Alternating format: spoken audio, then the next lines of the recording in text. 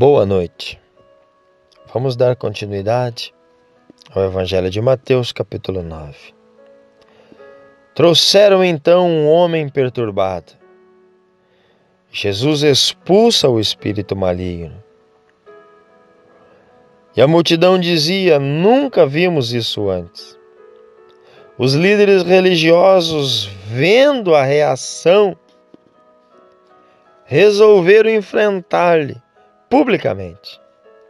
É a primeira vez, segundo Mateus, que os pastores e padres lhe enfrentam diante da multidão, pois até aqui nunca tiveram coragem de falar frente a frente, de falar para Jesus diretamente.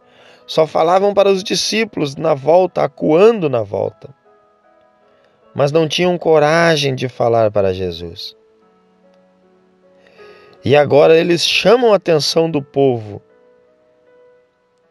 e dizem: Ei, vocês aí que estão me ouvindo.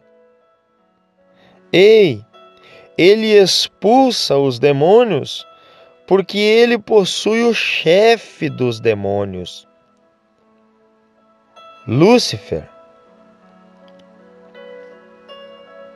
Mas Mateus não conta a resposta de Jesus. Nós veremos isso nos próximos evangelhos. Mas o que cabe deixar claro aqui é que eles tiveram coragem. Desta vez eles tiveram coragem de falar publicamente. E acusaram Jesus que ele expulsava por demônios. Por isso eu me alegro quando me chamam de corrente diabólica, corrente do mal, às vezes de satanista, às vezes de herege,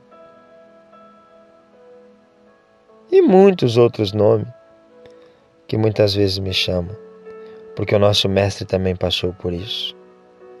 Ele também foi chamado de chefe dos demônios. Por quê? Por falar a verdade, por fazer o que é certo, por ensinar de fato o que estava escrito, aquilo que eles não entendiam.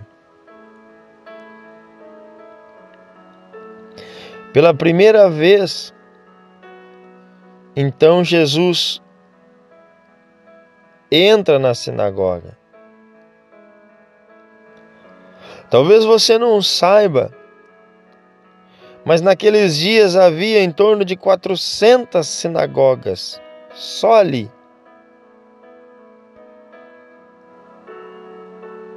Só ali nos arredores de Jerusalém.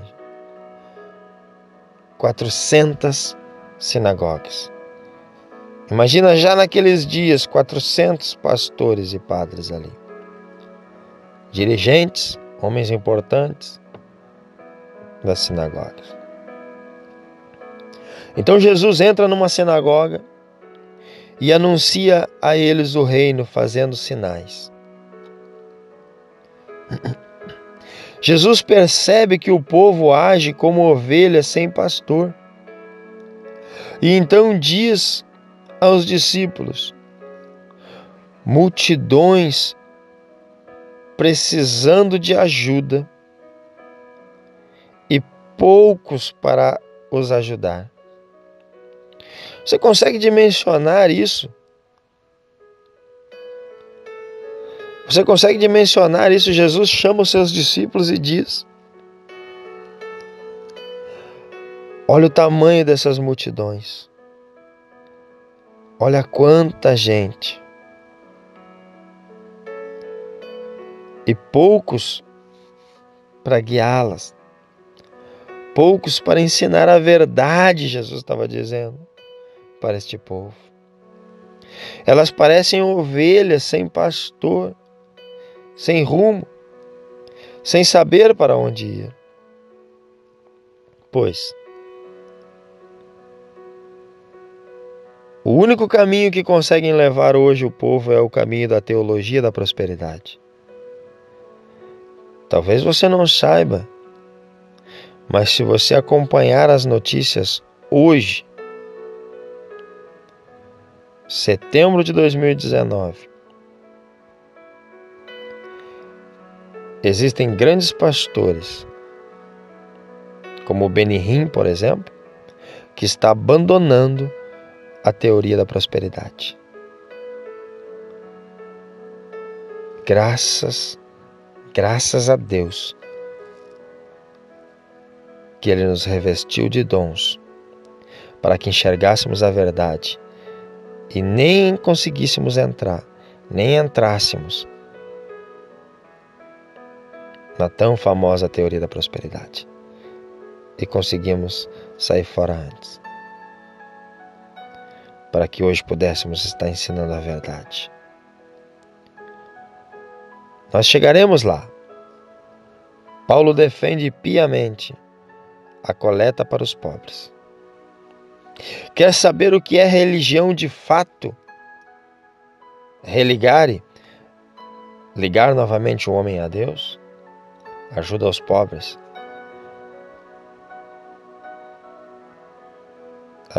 Política é ajuda aos pobres. E, na verdade, a política é o que mais rouba dos pobres.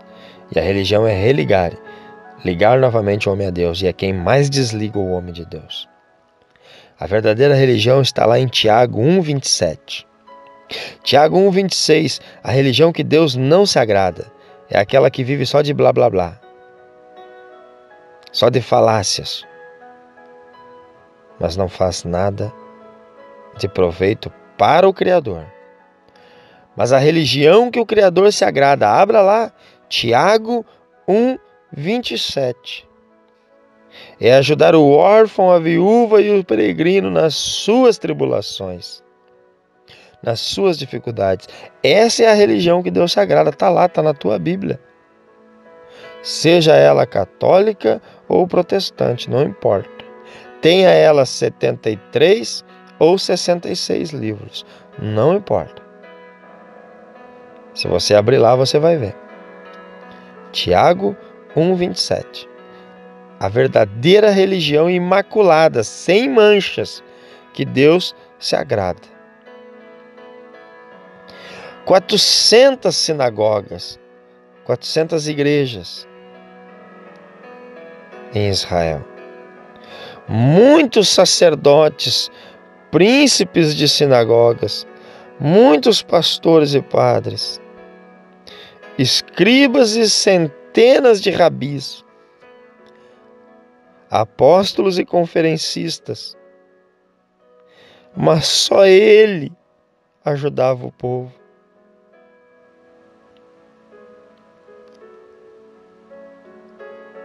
Eu não quero fama, eu não quero status, eu apenas quero que você conheça a verdade. Já falei isso centenas de vezes. Se eu quisesse dinheiro, eu pegava o ensino que Deus me deu e virava lobo, como muitos que assim fazem.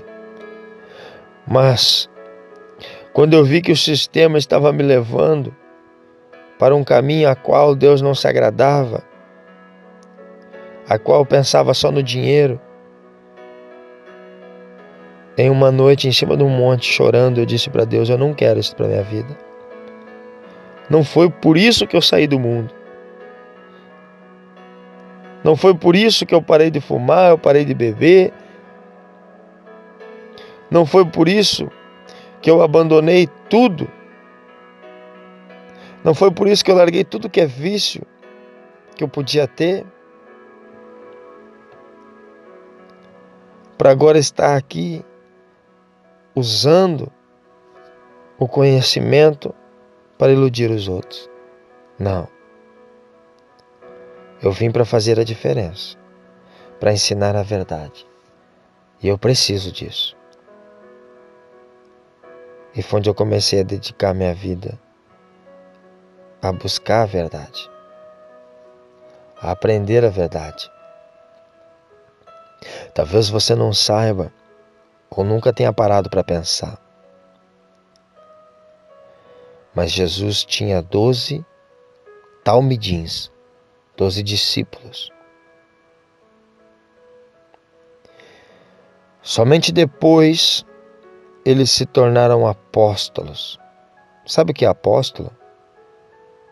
Apóstolo é aquele famoso hoje chamado missionário, em partes até certo, porque está cumprindo uma missão. Apóstolo é os enviados. Primeiro você é aluno, depois você é erudito. Primeiro você precisa ser aluno, precisa aprender, para depois ensinar. Como que você vai ensinar sem aprender? Por isso, durante 3 anos e meio, Jesus ensinou os seus discípulos, talmidins, seus alunos, seus educandos.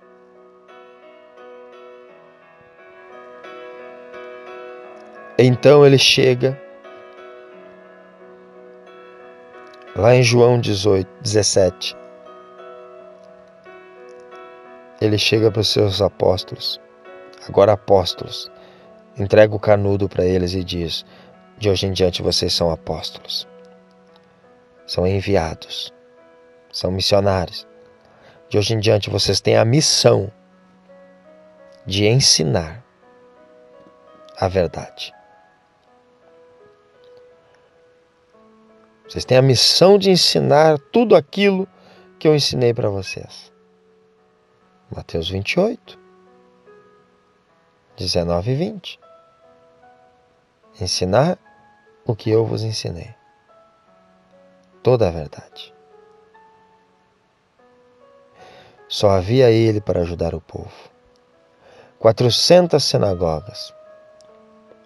Multidões e multidões. Tantos pastores e padres, apóstolos e conferencistas.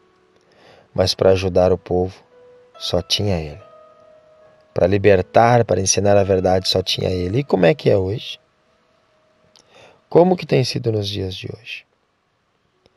Eu fico por aqui. Até amanhã com o capítulo 10 de Mateus.